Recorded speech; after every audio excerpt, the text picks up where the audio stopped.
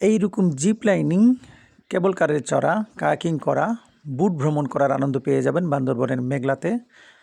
আপনারা চট্টগ্রাম থেকে যারা আসবেন পূরবী অথবা পূর্বানীতে ১৫০ টাকার টিকিটে সোজা এসে মেঘলায় নামবেন। মাত্র ৫০ টাকার টিকিট দিয়ে প্রবেশ করবেন মেঘলাতে।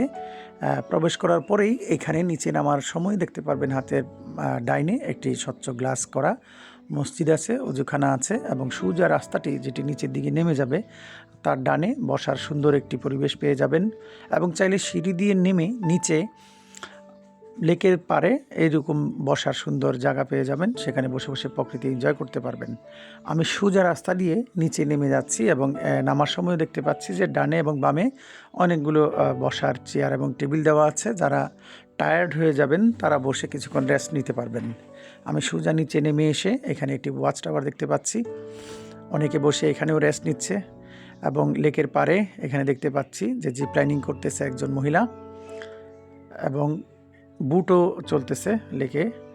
তার পাশে দিয়েই আমি ঝুলন্ত ব্রিজে চলে আসছি, হেলিয়া দুলিয়া এখন ব্রিজ পার হইব।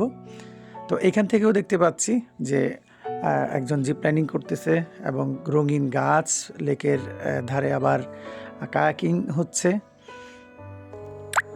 দৃশ্যটি আসলেই অপূর্ব। আমি দেখতে দেখতে অপর প্রান্তে চলে আসলাম। এখানেও নিচে সুন্দর রঙিন গ্রিল করা বসার জায়গা এবং সিঁড়ি দিয়ে উপরে ওঠার রাস্তা আছে। আমি উপরে উঠে চলে আসলাম। এখানেও বিশাল প্রশস্ত জায়গা, বড় অনুষ্ঠান করার মতো একটি জায়গা, চারিদিকে বসার ব্যবস্থাও আছে এবং উপর থেকে নিচে প্রকৃতি এনজয় করা যায় এবং এইখান থেকেই কেবল কার আছে, আপনারা চাইলে কেবল কারে করে পাহাড়ের অপর প্রান্ত গিয়ে ঘুরে আসতে পারেন।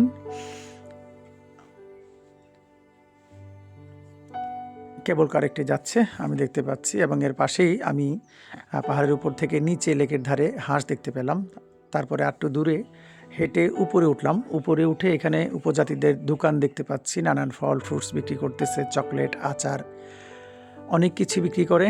এখানে চাইলে খাওয়া দাওয়া করতে পারবেন অথবা খাওয়া দাওয়া শেষ করে আমি উপর দিকে চলে গেলাম। এখানে বিশাল বড় পাহাড়, এর নিচেই রাস্তাটি ধরে হেঁটে হেঁটে অপর প্রান্তে চলে গিয়েছি এবং এখান থেকে দেখতে পাচ্ছি যে আই লাভ বান্দরবন লেখা এবং এই প্রশস্ত লম্বা রাস্তাটি এখানেই নিচে নামার সময় এখানে চিড়িয়াখানা ছিল, যদিও এখন আর নেই। সিঁড়ি বেয়ে নিচে নামলাম এবং নামার পরে এখানে আরেকটি ঝুলন্ত ব্রিজ। এই ব্রিজের অপর প্রান্তেই কায়াকিং করার এবং বুটে চড়ার যে পয়েন্ট সেটা পেয়ে যাবেন। বুট ঘন্টায় ভাড়া নিয়ে, কায়াকিং ভাড়া নিয়ে আপনারা এনজয় করতে পারবেন। অপর প্রান্তে আসলে এখানেই একটি রেস্ট হাউস দেখতে পেলাম, নিচে ওদের রুম আছে, উপরে হয়তো ভালো রুম আছে, আপনারা চাইলে কথা বলে রুম বুকিং করতে পারবেন আশা করি। তো পার্কের বাইরে চলে আসছি, এসে এখানে গান বাজনা দেখতে পাচ্ছি।